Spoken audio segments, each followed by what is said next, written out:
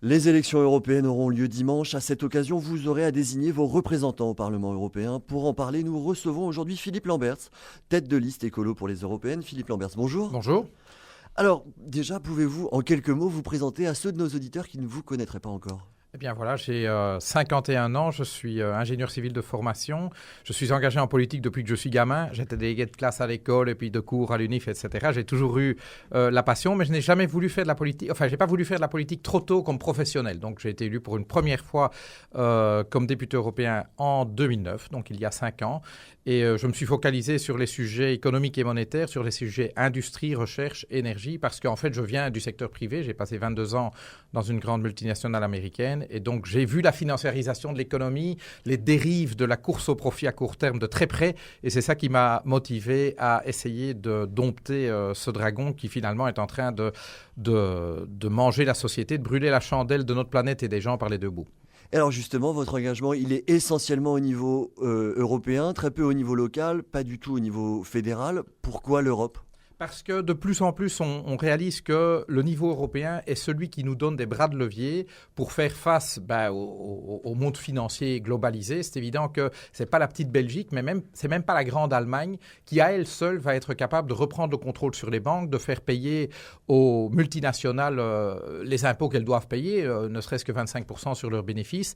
Ce n'est qu'ensemble qu'on peut y arriver. Alors, si on prend l'enjeu climatique, là, on se rend vraiment compte qu'il faudrait idéalement une démocratie mondiale pour arriver à y répondre. En l'absence d'une démocratie mondiale, ce qui se fait de mieux pour l'instant en termes de démocratie transnationale, c'est l'Europe. Très bien. Et alors justement, tous les grands partis belges sont présents à l'Europe, écolo notamment. Quelle serait la spécificité d'écolo au niveau européen par rapport à d'autres partis belges ? Mais c'est que nous voulons véritablement un changement de politique en Europe, malgré ce qu'ils disent les représentants des trois grandes familles politiques traditionnelles, les chrétiens-démocrates ou les humanistes chez nous, les socialistes, les libéraux, en réalité sont aux manettes en Europe depuis que la construction européenne a démarré, et ils nous disent aujourd'hui vouloir une autre Europe, mais en réalité, ils sont aux manettes et ils ne font pas changer les choses. Aujourd'hui, le prix de la crise est payé par les plus fragiles dans la société, c'est ça que nous voulons changer, nous voulons, comme je le dis souvent, désamorcer les deux bombes à retardement sur lesquelles nos sociétés sont assises. D'une part, celle des inégalités qui sont en train d'exploser. Pensez-y, 25% des Européens sont en dessous du seuil de pauvreté ou d'exclusion sociale. 6 millions de jeunes en Europe sont sans emploi et sans perspective d'emploi. Quelle injustice! Et par ailleurs, l'empreinte écologique des Européens et des humains sur la planète est en train également d'exploser. Il faut qu'on désamorce ces deux bombes à retardement et nous avons absolument la détermination de le faire. Une détermination que je vois beaucoup moins chez nos concurrents. Vous savez, tout le monde est social, tout le monde est pour l'environnement, jusqu'au moment où ça coûte quelque chose, où ça coûte un effort financier, matériel, humain. Alors là, on remet l'effort à demain. Tandis que nous disons, c'est aujourd'hui que nous devons nous retrousser les manches pour désamorcer ces deux bombes à retardement. Vous avez ces combats-là, vous allez les mener au Parlement européen, mais on sait que la Belgique aura 21 sièges sur les 751 disponibles. Quel est le poids réel d'un député européen belge ?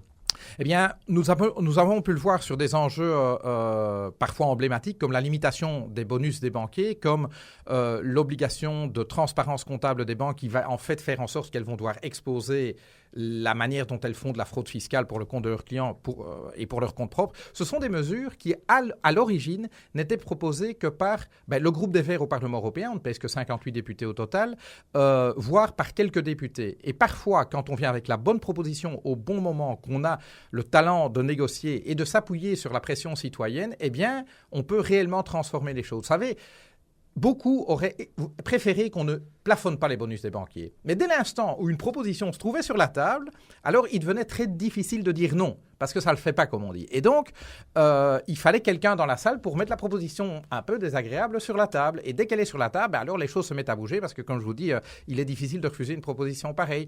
Et donc, on peut être minoritaire dans un Parlement européen et réaliser des choses. Et on en a fait plein d'autres comme Vert. On pèse aujourd'hui 7% du Parlement européen. Et mon argument vis-à-vis des citoyens, c'est regarder tout ce qu'on a été capable de faire en étant à 7%. Imaginez ce qui serait possible s'il y avait 20% de Verts au Parlement européen. Très bien, merci. Suite de l'interview de Philippe Lamberts, tête de liste écolo pour les européennes, deuxième partie consacrée au bilan de l'Europe. Alors l'Europe a un petit peu plus d'un demi-siècle d'existence environ. Est-ce que vous auriez un bilan de cette construction ? Premier bilan, évidemment, c'est que nous sommes sortis de la logique des conflits militaires permanents en Europe. Et ça, je crois qu'on a tendance à l'oublier aujourd'hui, mais c'est une réalité. Je dis, nous avons tous grandi dans une Europe en paix. Mes parents ont connu une guerre, mes grands-parents en ont connu 2. Nous n'en avons pas connu et c'est très bien ainsi. Il faut que ça continue. Mais ce n'est pas suffisant. C'est pas suffisant. Nous avons créé une beaucoup plus grande liberté de circuler. Nous avons créé un grand marché avec ses avantages et ses inconvénients. Ce sont toutes des avancées qui permettent aux Européens de vivre mieux aujourd'hui qu'ils ne vivaient hier. Sauf que, bien, depuis le début de la crise, cette mécanique a l'air de s'être inversée. C'est-à-dire qu'une série d'Européens aujourd'hui, ils sont nombreux, ce sont des millions de gens, vivent moins bien aujourd'hui qu'ils ne vivaient il y a 5 ans. Et ça, on met souvent cet état de fait sur le dos de l'Europe, mais en réalité, ce sont les choix politiques qui sont faits en Europe qui, comme je le disais tout à l'heure, font payer le prix de la crise aux plus fragiles dans notre société. Donc on peut comprendre évidemment que lorsque les politiques qui sont menées profitent à une infime minorité de la population, 1 ou 2%, c'est-à-dire quand les 98% restants se retrouvent à payer la facture, souvent d'erreurs qu'ils n'ont pas commises eux-mêmes, typiquement les erreurs du secteur financier, on peut comprendre que les gens se rebiffent et disent « Ah non, ça, c'est pas l'Europe que je voulais, et si c'est ça l'Europe, alors non merci ». Et c'est à ça que nous devons répondre maintenant. Alors au quotidien, l'Europe, c'est à peu près 70% des lois qui régissent nos vies. Certains disent qu'il y a trop d'Europe, d'autres disent pas assez. Est-ce que vous pensez qu'il y en a trop, pas assez ? Non, je pense qu'il n'y en a pas assez et il ne faut pas réfléchir en termes de 70%, 30%. Il faut prendre les mesures là où elles ont le plus d'efficacité, le plus de chances de porter des fruits. Vous voulez faire en sorte, par exemple, que les petites entreprises payent moins d'impôts. Aujourd'hui, elles payent 34% en Belgique. Et que les grandes entreprises, les multinationales, payent plus d'impôts. Aujourd'hui, elles payent entre 0 et 5%. On se dit, tiens, c'est curieux, les gros payent peu, les petits payent beaucoup. Vous voulez inverser la tendance ? La Belgique peut certes diminuer le taux d'imposition sur les PME, mais la Belgique, toute seule, n'est pas capable d'imposer aux ArcelorMittal, aux Google, aux Microsoft, de payer 25% d'impôts. Parce qu'évidemment, elle ne pèse pas grand-chose face à ces gens-là. Là, il faut agir ensemble. Et donc, sur le plan fiscal, c'est un premier domaine où il va falloir que nous agissions ensemble au niveau européen si nous voulons véritablement reprendre notre souveraineté par rapport à ces grands groupes multinationaux qui, finalement, jouent un État européen contre l'autre. Et est-ce qu'on sait réellement travailler ensemble ? Il y a 28 pays, des pays notamment sur les questions sociales qui sont assez différents. Absolument. Est-ce qu'on sait faire ça ? Alors, qui veut peut. Autrement dit, s'il y a la volonté politique d'harmoniser notre fiscalité, d'harmoniser nos systèmes de protection sociale vers le haut, alors c'est possible. Alors évidemment, si on se donne pour règle la règle de l'unanimité, alors c'est vrai qu'il suffit qu'un des 28 bloque pour que tout soit bloqué. C'est le cas en matière fiscale et c'est bien là qu'il faut changer les choses. Alors ça demande un changement du traité de l'Union européenne, mais nous disons les questions fiscales doivent être décidées à la majorité. Et si on ne peut pas le faire, et tant qu'on ne peut pas le faire, ce qu'il va falloir faire, c'est travailler avec la coalition des volontaires, voir quels sont les États membres qui sont prêts à avancer. Pour l'instant, il y a eu un projet, mais qui est en train d'être tué dans l'œuf sur la taxe sur les transactions financières. Mais là où il y aurait 8, 10, 15 pays européens qui sont prêts, par exemple, à harmoniser l'impôt des sociétés, ils peuvent se mettre en branle ensemble pour le faire. Et c'est ça que nous voulons voir. Nous voulons montrer que quand il y a la volonté politique et que la pression citoyenne est suffisante, nous avons de quoi faire bouger les choses. Alors sur la taxe financière, peut-être précisons qu'une dizaine de pays, 10 pays, se sont engagés à mettre en place cette fameuse taxe Tobin pour le 1er janvier 2016. Alors ce qui était intéressant, c'est qu'ils étaient 11 au début, il n'y en reste plus que 10. Et pratiquement, ils sont en train de vider, sous la pression des lobbies financiers, cette taxe de son contenu. La proposition initiale de la Commission européenne qui a rédigé un projet était excellente. Elle était générale, elle était simple et donc elle n'était pas difficile et pas coûteuse à mettre en œuvre. Et évidemment, chaque acteur du secteur financier y est allé de son lobbying auprès de son ministre des Finances pour dire « Ah oui, mais pour les fonds de pension, il faudrait les exempter. Ah oui, mais les opérations sur la dette publique, il faut les exempter. Ah oui, mais finalement, toutes les opérations sur des obligations, donc sur de la dette, il faut les exempter. Ah oui, surtout pas les transactions en devises. Ah oui, les transactions en actions, oui, mais il ne faut pas y aller trop fort. » Et finalement, on se retrouve à l'heure actuelle, 2 ans après le démarrage du processus, avec une déclaration d'intention. Donc 2 ans plus tard, alors qu'il y avait un texte sur la table, ils sont toujours à dire, et ils ne sont plus que 10, oui, en 2016, on va peut-être faire une taxe sur les transactions en actions avec peut-être une taxe sur quelques produits dérivés. Autrement dit, on est en train de déshabiller cette taxe sur les transactions financières, d'en faire un Emmental où les trous sont beaucoup plus massifs que le reste du fromage, quoi. Et donc, pour moi, on est en train de préparer l'enterrement de première classe de la taxe sur les transactions financières et c'est un véritable scandale. Philippe Lamberts, merci. On fait une petite pause et on vous retrouve pour la troisième partie de l'interview de Philippe Lamberts. Je rappelle, tête de liste écolo pour les élections européennes qui auront lieu dimanche. On va parler de l'avenir. Alors déjà, quel projet d'avenir pour l'Europe ?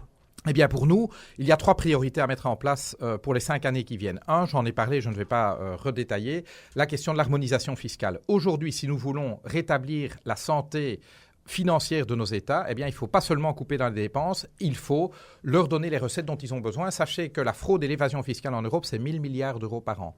1 000 milliards d'euros par an, c'est 7 fois le budget de toutes les entités publiques en Belgique, communes, régions, communautés, États, c'est 6 fois le budget européen. Et donc, c'est urgent de s'attaquer à ça et ce n'est qu'ensemble qu'on peut le faire. Deuxième élément, c'est la régulation du secteur financier. On a fait des progrès dans le cadre de cette législature, mais il faut le reconnaître, aujourd'hui, les grandes banques, les grands fonds d'investissement tiennent toujours en joue les États, c'est-à-dire pointent sur leur tempe un fusil chargé et peuvent leur faire un chantage quotidien. Je reste un démocrate avant même d'être un écologiste, et donc pour nous, la souveraineté du peuple incarnée par la démocratie doit être supérieure à tout le reste. Or, aujourd'hui, il faut le reconnaître, le secteur financier s'est accaparé la souveraineté, c'est-à-dire la faculté d'influer sur les décisions politiques qui sont prises. Et ça, c'est inacceptable. On a fait 20% du chemin. Il faut poursuivre. C'est la séparation des métiers bancaires. C'est bien sûr la taxe sur les transactions financières. C'est interdire les produits toxiques. Figurez-vous qu'on parlait beaucoup de produits toxiques en 2008. Eh bien, sachez que sous l'influence des Verts, on a réussi à en interdire en tout et pour tout un.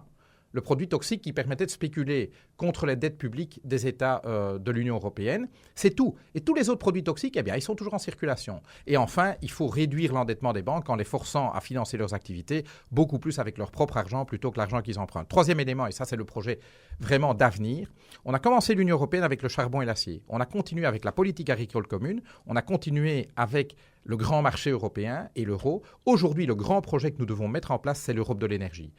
J'espère que la crise que nous vivons avec Vladimir Poutine rappelle aux Européens que faire une politique énergétique commune, ce n'est pas seulement une nécessité pour le climat en passant massivement aux renouvelables, mais c'est surtout une condition d'indépendance stratégique de l'Union européenne. Sachez que chaque année, les Européens dépensent 450 milliards de dollars au prix actuel pour acheter des énergies fossiles et devinez à qui ? À Vladimir Poutine et aux cheikh arabes. Nous sommes donc pieds et poings liés vis-à-vis de ces gens-là.